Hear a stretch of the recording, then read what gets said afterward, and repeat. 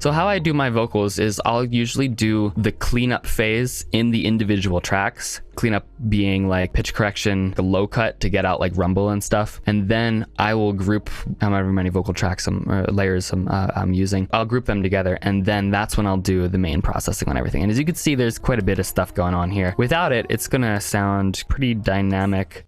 And I can see myself getting lost with you. It's very dry as well. So the first thing I do, this is an old Waves de-esser. I don't use this anymore because I just use Ableton compressor with a sidechain filter. It's the same thing. And I can see myself getting... So yeah, this is just cutting out the tops. Then it's compressing even more. And then for some reason I'm using another de-esser, I think just for like higher frequencies. I wanted these vocals to really sparkle, but also like not be too dynamic. I want them to sound really bright and also really present too, because these harder sections, the instrumentation is just so like subdued sounding.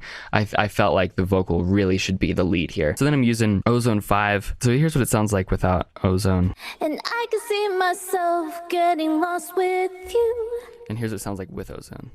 And I can see myself getting lost with... Very gentle high shelf just to boost some stuff. I'm using a little bit of Ozone reverb. The Ozone exciter, I'm cranking that air band right there and then pulling down the mix a bit. They really do cut through pretty well. I find that all your vocals just seem to cut right through the mix regardless of the amount of, like, your mixes are always very full because there's a lot going on, but the vocals always literally seem to stay right there, and they're very...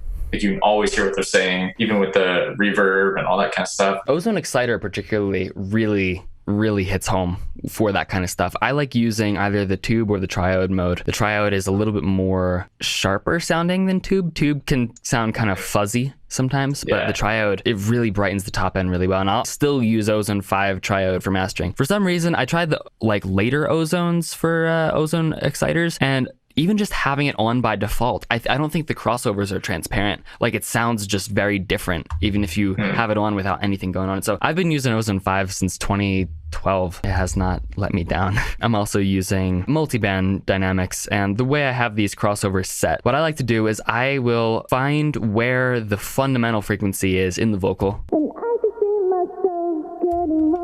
And I'll put a crossover between that approximate fundamental frequency and then the next harmonic. The reason I do that is because I think it's really important that the fundamental frequency is as steady as possible. Like in this case, you could see that like I'm limiting the crap out of it. I'm compressing it by a ratio of 10. I think that that is really important if you want a vocal to cut through the mix without it sounding like too boomy or too like hollow or too thin. Yeah, you just compress. Yeah, I'm not actually saturating. Sometimes I'll saturate fundamental too, but I find it really important to pretty much just like brick wall limit your fundamental in a vocal. Vocals are so different in the sense that they can filter in so many, there's just so dynamic in multiple ways. Then pretty much I'm just multiband compressing the other bands, not as hard, obviously I'm not limiting it. I'm just compressing these by a ratio of 1.3. Post EQ, cutting out a little bit of those mids. That's pretty much it on that. And then some more glue compressor, Pro R being automated in some parts, another EQ8 just to fit it better in the mix, and then dimension expander to widen it up a little bit more, and then glue compressor again to just top it off. Honestly, I think this is a little excessive on my end. I wasn't as efficient back then as far as mixing went.